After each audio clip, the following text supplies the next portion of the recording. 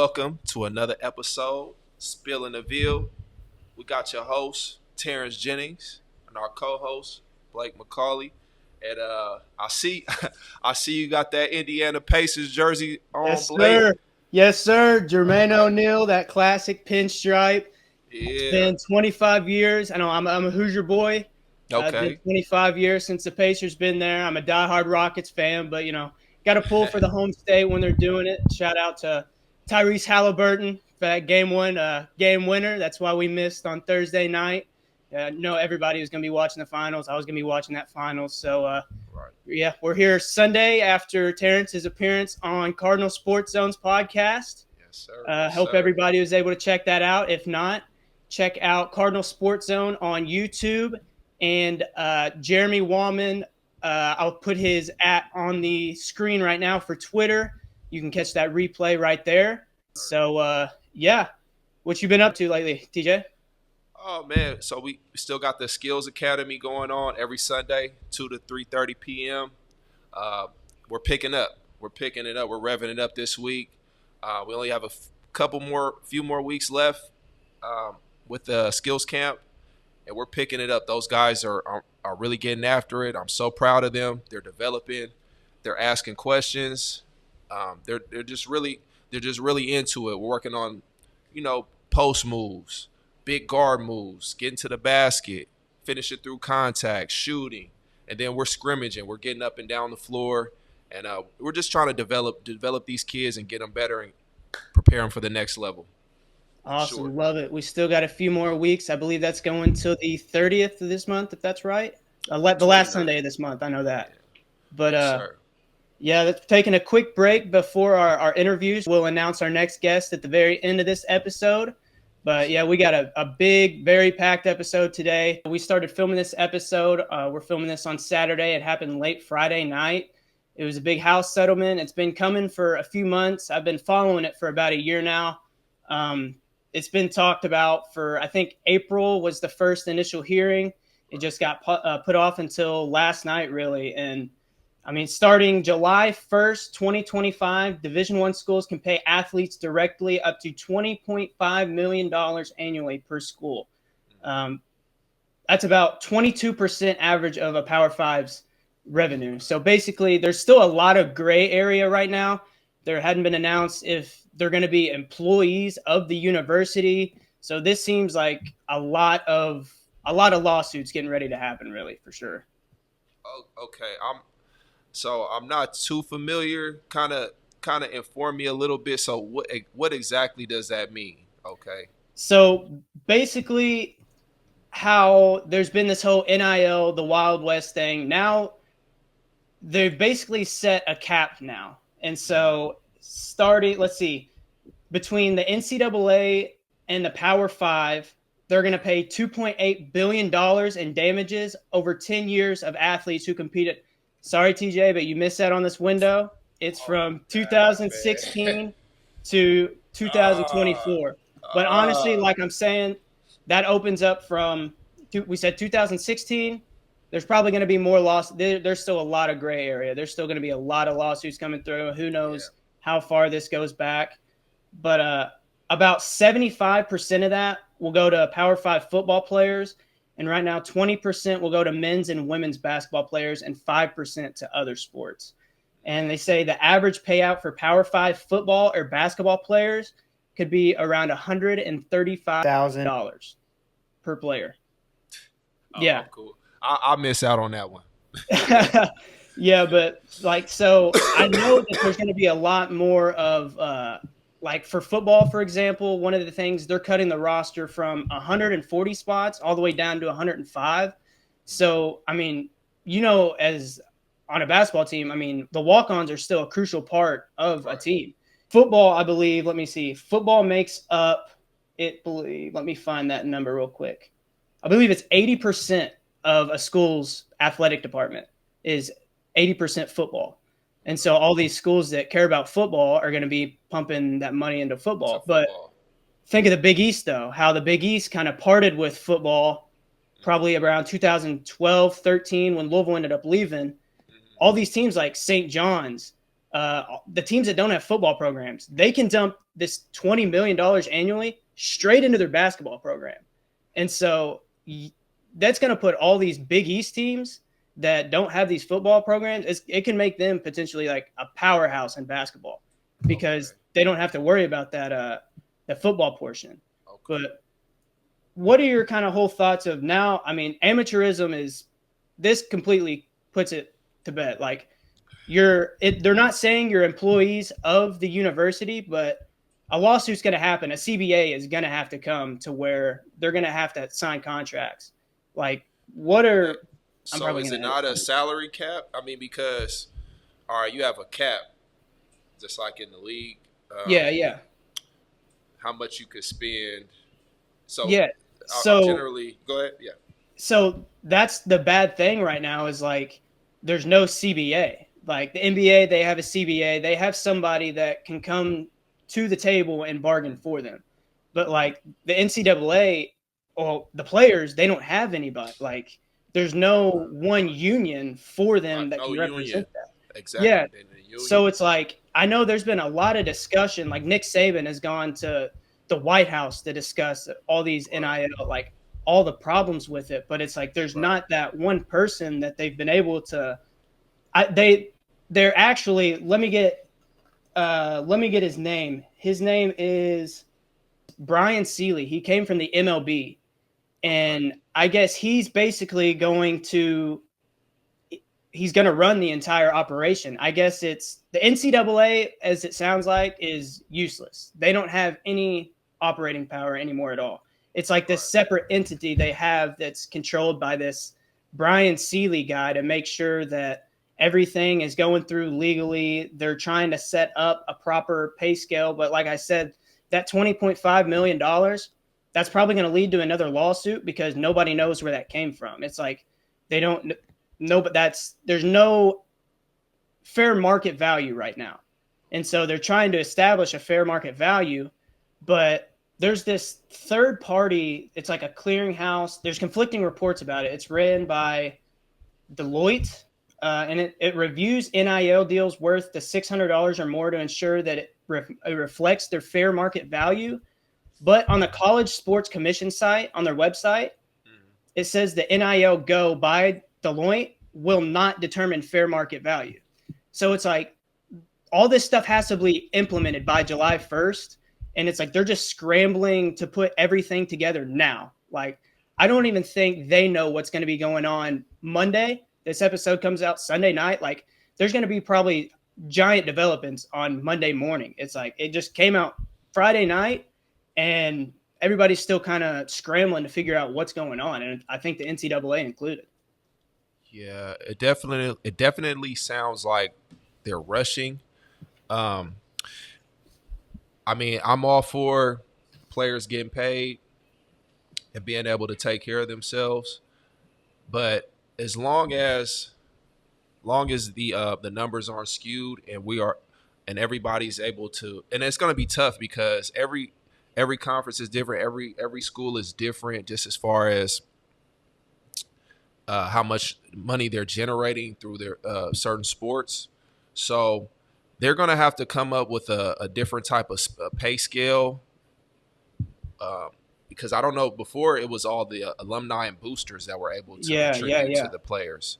So now what you're saying is that that's no longer possible. So that's still possible, but Uh huh. now the University of Louisville is going to be paying Isaac McNeely. Like the Okay. school specifically, not the collective, like the 502 circle that Uh handles huh. all the collective stuff. This is going to be now through the University of Louisville now. So they can Okay. both make money. And that's what the still crazy part is like they don't know. Well, that's the great part. Like they don't know if they're going to be employees of the university. Like Mm, nobody, they didn't say anything about it. So that's where they're okay. still kind of scrambling. It's like, are they? Because if you're employees of the university, you get benefits. Yeah. And Okay. that's going to cut down a lot on that transfer portal as well. Like you're going to have to sign a 3-year contract if you want to leave. You'll Right. probably have to do Okay. a Okay. buyout. Like Okay. that could be a positive of it as well. It's like it's going Right. to Right. put, I think, guardrails on the transfer portal because Okay. there's Okay. going to be financial repercussions. Say, Uh hey, if huh. I want to go to this school, which another school is probably going to say, "Here's the money to buy him out," Yeah. like a pro club or something like that. Right. Right. But Right. I mean, Well. I don't. This stuff is it's crazy. I wish this happened on like a Monday and we had a Mm, normal show on a Thursday so we could yeah. kind of see the more developments. But I mean, this is Right. literally fresh off, and it's Well, I think we're just getting new information. I think we're just seeing them work it out in real time. yeah. So as time develops, I think that this NIL stuff is fairly new. So it's possibly going to take some time for them to work out the kinks on figuring out. Okay, we understand that we want to get these athletes paid Yeah. properly, but it's all about deciding how much and how to make it fair for the program and not jeopardize the integrity of the game of the sport that they're competing in. These 3 years, I've listened to like the Pete Thamel. He's like the authority of all college sports, like Mm-hmm. the ultimate insider, the Shefty, like the Uh-huh. ultimate end guy. And he said these next 3 years are going to be absolute chaos. Like if we Right. thought the beginning of NIL, like it's going to be just lawsuit after lawsuit. All this collectively was 3 settlements in one that were just settled on Friday. And so there's going to Wow. be a lot of domino effects coming off of this one and a lot of other lawsuits because there's a lot of just unanswered questions in general from the people. Right. Yeah. Well, we'll have to see how it develops. I'm very curious, and I definitely want to stick close to this development because it's really going to shake some things up in college sports. And yeah, I'm excited to see what happens next. Yeah, so this so-called cap will increase annually over a 10-year agreement, and schools Mm, aren't required to pay the full amount. A non-Power Five school can opt in or out because think of a non-Power Five school, they might have to cut programs in order to exactly. pay for it Yeah. because like Yeah. they'd be paying up to 2.5 million annually just to for that rev share. And so they would have to maybe switch like a lacrosse team to a club team. They wouldn't be able to be represented as an actual NCAA team. Right. So, I mean that's just a giant cause and effect. I have to get more information. I want to see how this develops so I can speak on this more, um, just more accurately. But yeah, like I said, so you said you've been following this for about a year, correct? Yeah, it's they've been saying this initial ruling, like they've been talking about this $20.5 million for I've heard it probably since it's been over 6 months since I've heard this specific ruling. Like, Uh, hey, this is coming in April. There's going to be a salary cap because they've actually, I think they even backloaded the upcoming NIL contracts. Like, everybody's been hearing these giant NIL deals, and I'm pretty sure it's because they were backloading these contracts to get ready for this House settlement getting ready to come in. And so Louisville just hired I think in football, I can't remember his exact title. His name's Andrew Brandt, but he was somebody who did, I think he's like a special consultant, but all he did for the Green Bay Packers is he would negotiate their contracts for them. So okay. like their draft picks, he would negotiate their contracts, their free agents, he would negotiate their contracts. So it seems like he's going to be put in place, technically not as a Uh, general manager so role. would that be like a union rep, like somebody that's So running like a I guess it would be representative? like a general manager spot. So like there's Michael Lombardi down at North Carolina. He's like their general manager for football. And Mm-hmm. then there is who's another one? It's Steph Curry at Davidson. I think he's Yeah. like an assistant GM or something. So basically, it seems like it's a lot of these people that can either get these financial resources or have been in these spots that are Uh-huh. like I've negotiated contracts before. Like Michael Lombardi, he was a multi-time. He was like Bill Belichick's right-hand man his entire career for the Patriots.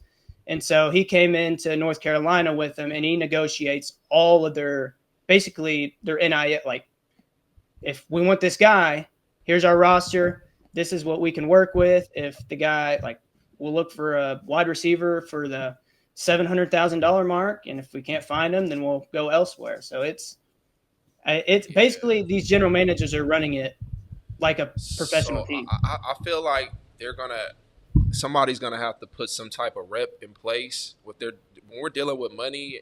You have to make sure that you have things in place, especially because all right, you have the NBA.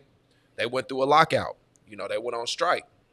So that's because they felt like the money the money wasn't being distributed properly or correctly. So you have somebody that goes in and reps you and represents everybody as a whole. Now you got one guy. We're talking about one guy representing all of these student athletes from basically every sport, is what you're telling me, in every Yeah, college. I believe so. I think football is gonna. You're gonna have to treat football completely different because I mean Okay. that makes up 85% of a program's money. Like you're gonna have to put that completely to the side. Okay. And Okay. so I don't think, as it is, I don't think the NCAA has anything to do with the college football playoff. I know they sold the Okay. rights to the BCS Bowl, so Okay. there's precedent for this. But Well, we'll have to get more information, but hey, this is a very interesting development. I said I missed out on the train. It sounds like if they keep on going, they're gonna keep getting more and more and more. And shout out all those student athletes. Just now that we got all these things coming into play, I just want everybody to just be focused and be aware that hey, don't let them play with your money. Make sure you got proper representation, and cross your eyes. Oh, dot your eyes and cross your T's, man. That's about uh, it, man. That's all I got to say about on that, man. Just wanted to take a second and give a big shout out, big shout out to Best Way, home of the low price guaranteed, or is free, where you can get all of your home furnishing needs on a deal. They have everything from smart refrigerators, washer dryer sets, 86-inch TVs, PS5s, Xboxes, all the way to reclining living room suites and bedroom suites. Best Way offers so many ways to pay, from retail, rent to own, and even financing through Lendmark, with 2 locations in Indiana, one in New Albany, and one in Jeffersonville. 5 locations in Kentucky: Radcliffe, Dixie Highway, Hikes Lane, Shelbyville, and Shepherdsville. Stop by today and tell them that we sent you to get $100 off your new item. Now let's get back to the show. we'll go ahead. We'll get into our next topic for today. There is a newly announced exhibition with Kansas, home and home. Okay. Kansas is coming to the Yum Center on October 24th, and we're going to go to Kansas in 2026. What are your kind of thoughts on that? We haven't really done anything like this before. I know we went to the Bahamas preseason last year, but Yeah. So yeah, everybody want to start doing all the fun stuff when Jennings exits the building. All right. Hey, I want to go to the Bahamas too. I want to see the I don't blue know. water. Well, hey, you PK, I don't know if they could have trusted you guys to go up Man. and putting you guys out there. I don't know. Hey, I was gonna be on the beach, sand between my toes, playing with the dolphins in that blue water, messing around with Flipper and them. Hey, we all good. But I think this is really huge, especially for those up and coming guys, those newer guys. It's a great way to just break yourself into the season and break yourself into college basketball. Uh, when we came up, when I was in college, we had red and white scrimmage. So you a quick everybody out there listen, a quick definition. If you don't know, red and white scrimmage is an inter squad scrimmage where you play against your teammates. So essentially, the starting five versus the second unit. So as a freshman, I was on the second unit, which is a white team. The first unit would be the red team, and our main purpose was to smash the first unit so we could become the first unit. So, and actually we did fairly well. I think one of those years we might have won. But it's essentially to get the fans introduced to the newer players, see just to see how everybody plays, and just to get used to that environment. We got some newer players, some players that haven't experienced college basketball. So this is really huge for it to be essentially a exhibition scrimmage to go against Kansas of all people. That's a huge program to just be open up your season against. And I'm super excited, and I expect that house to be jam packed when we get in there. Jam packed. Yeah, you guys playing in that red white scrimmage. It was great for it was great for the fans too, because the past few years we've had Louisville Live and things like that, but Mm-hmm. there's not been a real actual scrimmage that people have been able to go Right. to and see preseason to get that hype up. Like they've had Louisville Live for the dunk contest, 3 point. Like Right. it's a great. It's the concept is great, but the scrimmage where you're able to see these guys put in that work. Back when you guys were on there, I remember Coach P would be in his little Adidas jumpsuit sitting over Adidas by the jumpsuit. side Yeah. where like Masiello and Richard would be coaching those Yeah. games. And Yeah. but it's like that lower bowl would be filled through the Yum Center, and it would Right. just you could see how hard you guys were competing just for a Mm-hmm. red white scrimmage. And Right. it's like, man, they're competing this hard. I can't wait for the actual first game of the season. Yeah, we used to bring out about at least 15, 16,000 just for an inter squad scrimmage. And, my first one was at Freedom Hall. The next two were at KFC Yum Center.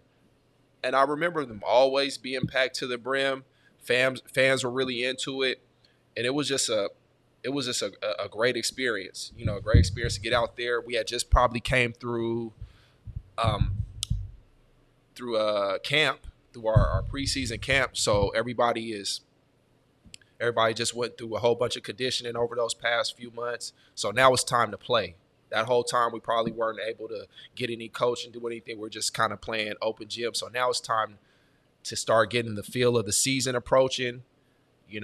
Seeing those fans playing in front of all those people, and let them check you out and see what you got. Yeah, you talked about camp and about just the pickup games in general. Do you Yeah, remember what about this time of the year was like when you were in college? About the off season in the summer? tired. I was tired. All throwing up, trying to get in shape. So right around this time, I believe that you can't have the coaches facilitate a practice. So what we would do, I hope this isn't giving them too information, but I think this is what everybody does. So the players are able to facilitate the workouts. So what we would do is we can only work with our strength and conditioning coach. So with condition, weights, a lot of weights, and then we have to play. We just play, we play, and full squad, whoever's in town, because you still got guys kind of trickling it in for these because it's still the summertime.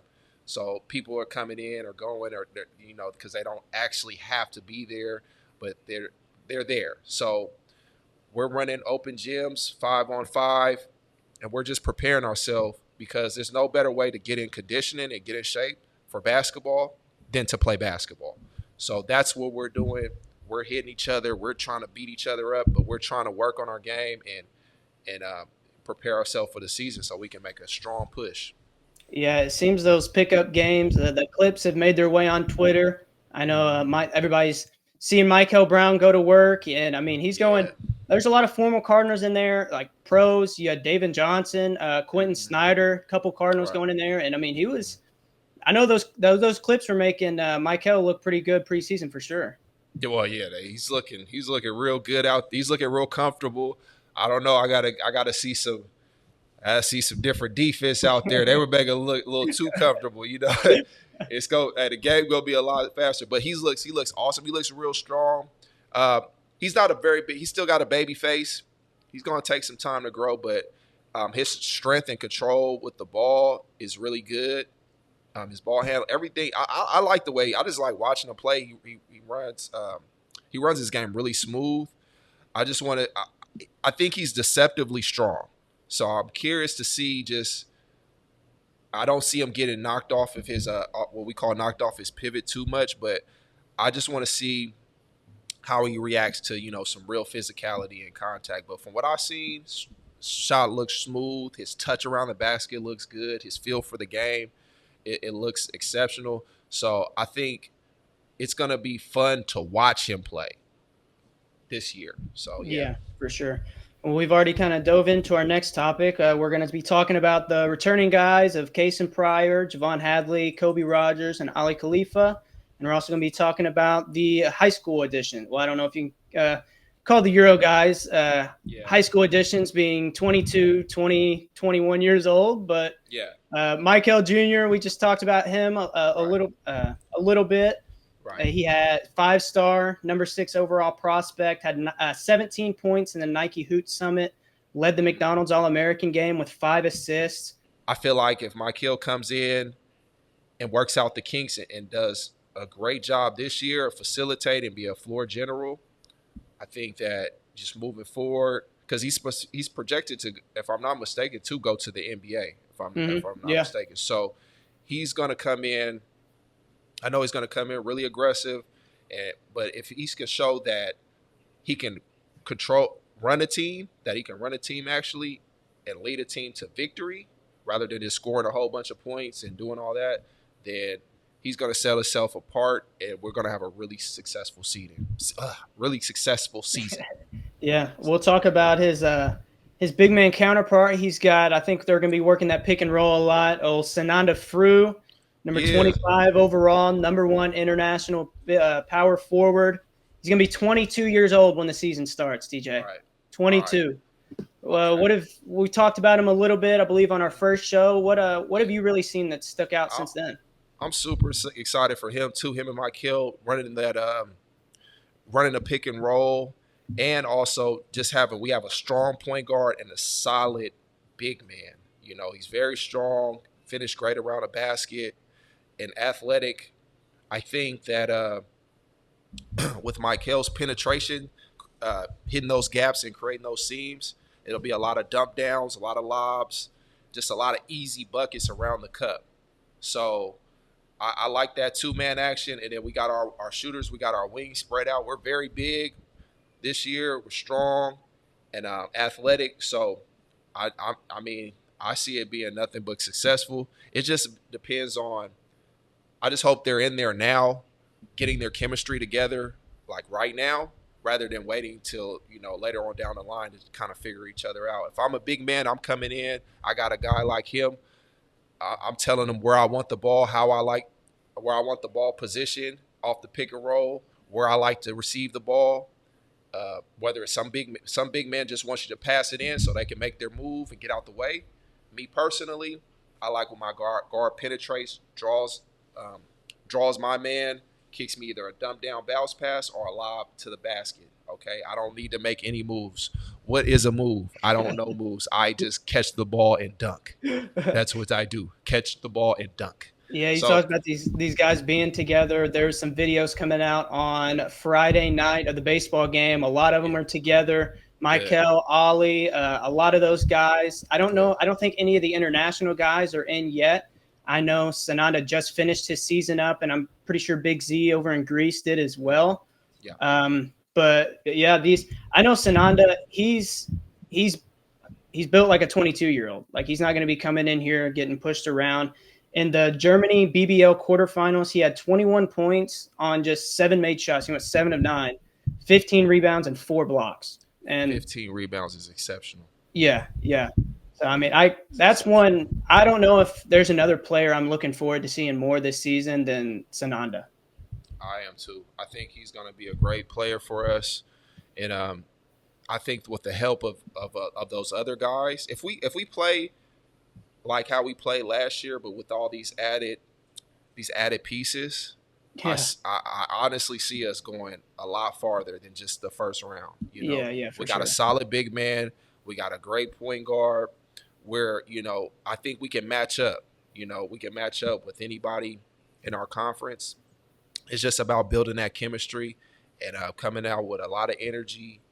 Yeah, it And might take him a month or two just to get used to the whole new rules. I mean, right, he's yeah, been playing against grown men, so he might pick up 2 right, fouls in the first 30 seconds of his first game just because yeah, he's used to being against grown yeah, men. yeah, But yeah, I can't wait to get him in for sure. for sure, for sure. Yes, sir. Yeah, our next one is Mohamed Kamara. He's another guy. He's going to be 20 years old as a freshman Right, coming from NBA Africa. What's right. really stuck off when you've looked at his film? Man, defense, very, very long, athletic. Can knock down a mid range or even a 3 or 2. But what sticks out to me mainly is his defense and his shot blocking ability. His ability Mm-hmm. to block shots is out of this world. I'm very impressed from what I've seen.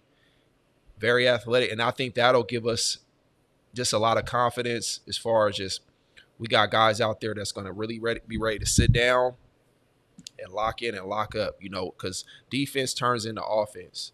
The best points scored are the ones off turnovers and steals and just getting up and down the floor. We don't always need to set up in a half court. If we can get a good defensive stop, push the ball down the floor and get an easy bucket, I'll take that any day. So I believe he gives us a lot of great length out because I believe he looks more small forward, power forward, but you know, I mean, he's blocking the shot. He's blocking shots like a big man. So I'm excited for him. His with his length down there and his ability to change shots it's gonna help us out a lot. So, I mean, I'm excited for him. Yeah, I don't think. I mean, he seems kind of more like a developmental prospect for like his sophomore. I'm not sure how much he'll be getting in the game this year, but he seems like a guy that if he needs to go in there, we need to lock somebody down. Yeah. If like we need a break before one of the TV timeouts or right before halftime, he can go in there and lock their best score down. And that's where I think we struggled a lot. Just as once we kind of got away from our starting five last year, it kind of tanked down a little bit. So we just need solid guys that can keep up that momentum when our starting five guys get a little winded, get a little fatigued. We got people that can come off the bench and keep up that energy or exceed that energy and get us across that hump that we're looking for. So we need high energy guys. We need guys that can come in and and keep us well balanced and not make us and not have us take a huge dip when those guys are coming in. JB Creative, your trusted website designer and content creator, making your brand stand out from the rest. From web design and SEO to brand development for your business, JBC's got you covered. Let's go create. We'll get into our final high school edition, if you want to call it. I believe they call him Big Z. I don't know. Kentucky fans are going to like that. Vangelis Zugris. Sorry, I know I butchered that first name. I hate when I butcher names, but I did it. Sorry, big dog. By the time you get to Louisville, I promise you we'll have that name down pat. But he's another guy. In October, he's going to be 21 years old. And I'm not sure did you ever play in Greece at all? We played against a Greece team, but not in Greece. Okay. So I've never been to Greece. Had an opportunity, but no. Okay. Well, I know that these atmospheres that he's been playing in, you probably heard of Panathinaikos and Olympiakos. Greece is a very high level league, high competition. So anybody that plays there has some game. Yeah. I know Panathinaikos. That's where Coach P went. That was the first job he took after Louisville. And he said, I know that Evan Fournier just got thrown out of the game between the two rivals last night because Coach P said the games between those two look like it makes Louisville and Kentucky look like a church league game. Mm-hmm. And that highlight of Evan Fournier getting thrown out kind of shows those atmospheres are another level. So I know Big Z, when he's coming in if he plays on the road at Duke, anywhere, these atmospheres are not going to bother him one bit. Right. And that's the main thing. A lot of players, you come in, you're playing in front of all those people. You might get a little stage fright or anything, but you want to be able to increase your play and your momentum when you're playing those type of environments. Some players, they raise their game. Some take it down. So it's just it's a huge character builder, and I think he's going to be fine because there's nobody that's going to be louder than some of those guys, those fans overseas. They're screaming, they're beating on drums, air horns, fire going off, it's smoke going on. They got little poodles walking across the court and stuff. They're just throwing everything they could think of. So you just got to.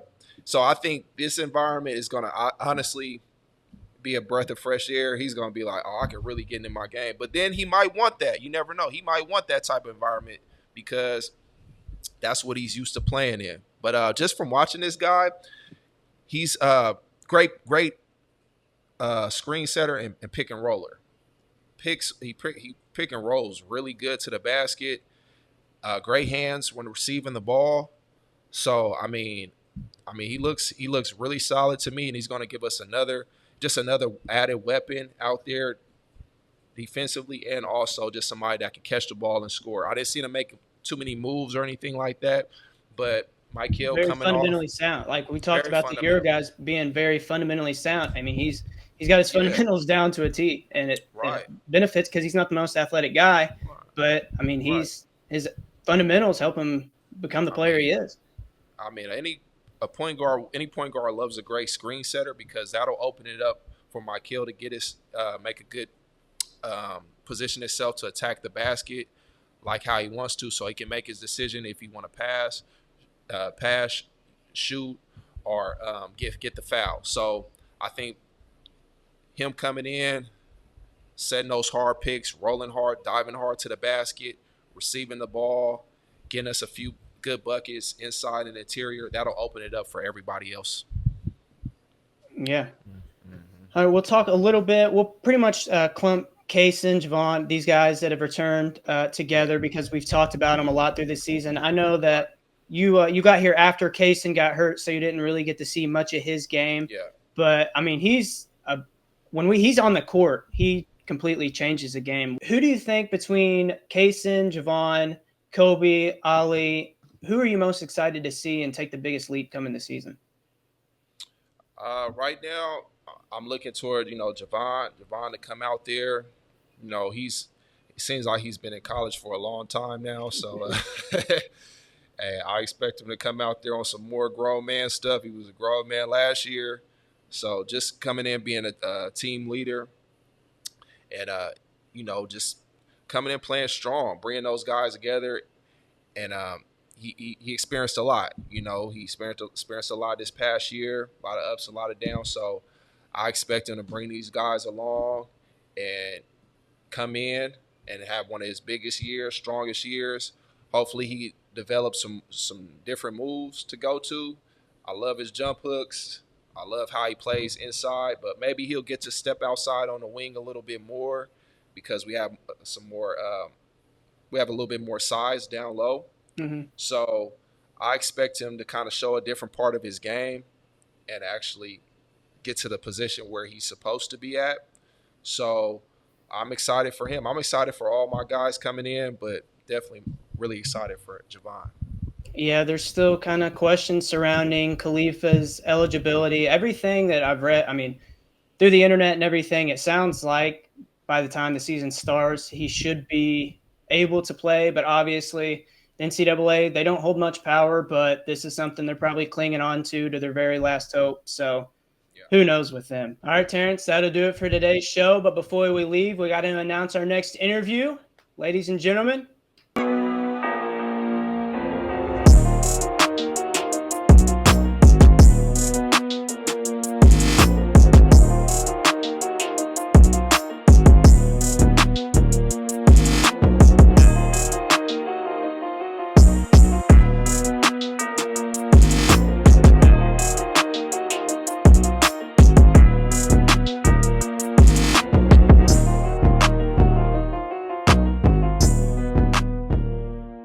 Yeah, we got my brother George Good. Very excited to have him on.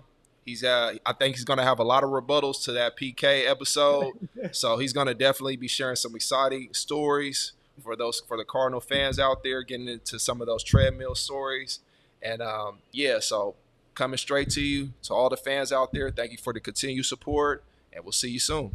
yeah, for sure. Thank you to Best Way, Cardinal Sports Zone, Mixed Nation, and JB Creative. Best Way, they hooked you up with a computer. They you can probably tell by the camera. They hooked me up with another one. Shout out Best Way. Shout Make out sure you Best get in Way there, get your $100 off. for sure. Thank you, Best Way, the Best Way. We appreciate all of you for supporting the show. We appreciate all the fans for commenting, sharing all of our episodes. And until next time, spilling the veal. We're out.